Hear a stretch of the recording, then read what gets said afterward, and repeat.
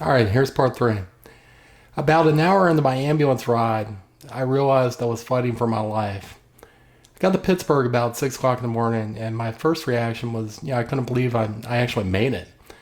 So I remember all the details vividly, being transported from the ambulance down the hallway and to the elevator, the person's face in the elevator. The construction at the hospital, being transported to the intensive care.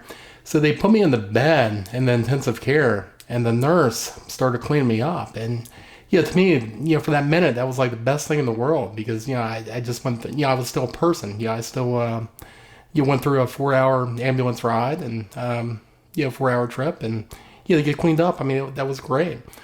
So to be in a city 4 hours from home, 6 o'clock in the morning, it was terrifying to know that your kids were still asleep, not knowing that you were preparing for emergency brain surgery, and there's not a damn thing you can do about it. So within an hour, they took me down to get my first angiogram. So they cleaned me up and prepped me for that, took me down there, and let me describe that room for a minute. So it's a fairly big room. There's 5 to 10 people in there. There's music playing in the background. I mean, to me, it was all surreal. The fact that these people, they go to work and work on people's brains. I go to work every day and work on people's computers. I can't believe this is happening. So I get put up on the table. My legs are strapped down. My arms are strapped down. They put a piece of tape across my head. And they bring a thing down on top of your head.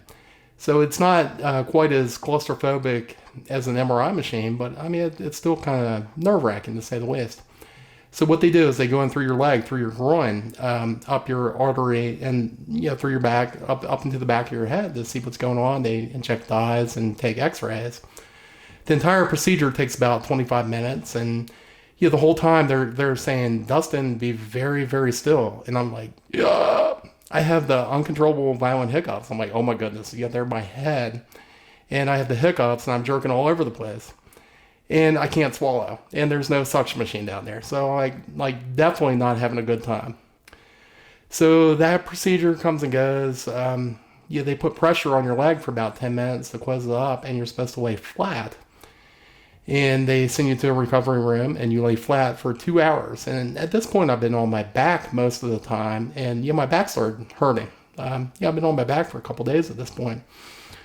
So the doctor comes in and explains that they found a clot in my brain, and they were going to try to use aspirin to bust it open. So that was the plan. So I get wheeled back to the intensive care, and shortly after, they put me in a general room, where I got my first feeding tube. So I had a feeding tube that went in my nose. And when they put that in, they got it in, which it was very uncomfortable to say the least. And they couldn't tie it around the ridge of my nose, so they just kind of left it like that. So the very same day I was getting cleaned, I guess you would call it a sponge bath, and the feeding tube got stuck on somebody's clothes and right out of my nose.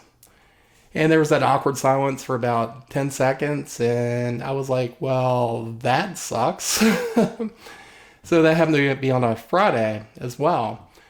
So they couldn't get somebody to come back in to put that in until Monday. Then it had to be x-rayed. And then, so I basically went like 3 more days without eating. So I went in the hospital at 225 and came out at 192. And I really didn't have that weight to lose. I mean, I was running 7 miles a day. So,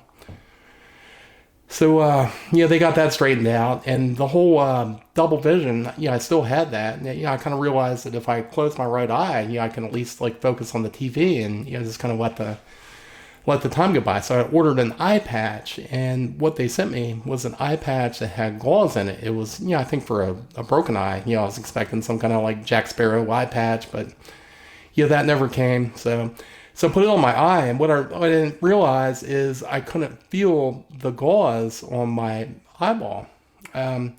So within 4 hours, I had scratched my cornea to the point where I couldn't see out of my eye. I had no idea. So I went from double vision to good vision out of one eye, and couldn't see anything out of the other one. So it went from bad to, I don't know if it was worse or not at the time, but definitely not good. So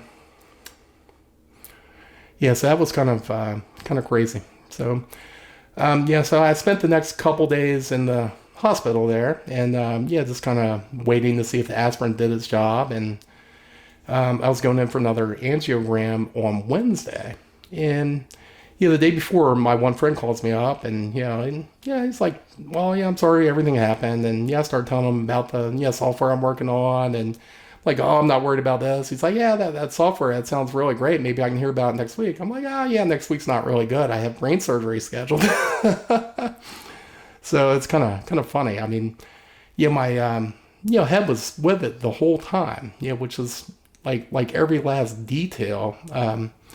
I can recall, through the whole experience. So I go in for the second angiogram. Again, it's a laid-back atmosphere. There's music playing in the background. I get thrown up on the table, and they go to town. And next thing you know, everything gets quiet, and everybody leaves the room. And I'm sitting there, like, literally freaking out. Like, oh my goodness, this is it. I'm not going to get a chance to say goodbye. I think they were gone for about 10 minutes. They came back in, and the doctor, the neurologist, he gets eye level with me and asked me if he wants me to save, or he wants him to save my life. And I just kind of looked at him. I'm like, I didn't really understand that question at all. I do understand it now. I'm not going to discuss it. I mean, if anybody wants to discuss that with me, I'd be glad to do so in a more, private atmosphere. But at the time, my answer was, well, yes, of course. I have, 2 young kids at home, and I'm not ready to go anywhere yet. So the 25-minute procedure went on to be about 55 minutes, and they proceeded to put 5 coils in my brain to coil off a pseudo aneurysm. So last thing in the world I was expecting. And so they went to, they got that done. And I mean, it just seemed to take forever. And they went to close open my leg. And I don't know if they gave me like less anesthesia, but it felt like a finger in an open gunshot wound, which I've never been shot before. But I literally screamed out in pain for 10 straight minutes. I'm like, if I can get past that, I can get past anything. So I get wheeled over to the recovery room. I sit there. I'm looking at the clock. I still see one here and one up there. And I kept going, holy holy because I'm still here. I just can't believe it. I'm like, I don't know what the hell just happened, but I'm still here. So it's crazy. So 2 hours come and go, and it's getting to be quite painful. Just being on my back the whole time. And I get wheeled back to the intensive care where they put me in a big chair, which was a little bit better than the hospital bed. So I was there for a couple days. They sent me back to the the general hospital area where I was sharing a room, and the thing I noticed, like somebody would join me in the room, and they would come in, they'd have their surgery, and then they would leave. I'm like, well, that happened like 4 or 5 times. I'm like, well, why am I not leaving? So it was in total of 8 days I was there in Pittsburgh. So I had a number of people come up and see me, which was great to see the familiar faces. A really good friend that lives in Pittsburgh came by to see me. The kids came up. They were initially on FaceTime, and I'm sure they're terrified, just to see their dad like that. I got a feeding tube hanging out of my nose, and I found out when I was in the hospital also I had sleep apnea. So like every time I closed my eyes, the thing would start beeping. So they gave me an oxygen thing. So from the kid standpoint, I had tubes everywhere. I'm like, it's fine. Don't worry about me. Your dad's strong. And I'm going to make it through this. And I'll be honest with you, at the time, I didn't know how I was going to make it through it. But I'm like, hey, your dad's strong. I'm going to make it through. So I spent 8 days in Pittsburgh. And as far as like getting out of the bed, I got out of the bed a couple times to go to the bathroom, and once to walk down the hall just to the window, with a walker, which was quite difficult, but I did it. So But I mean, the whole experience there, I mean, it was absolutely insane.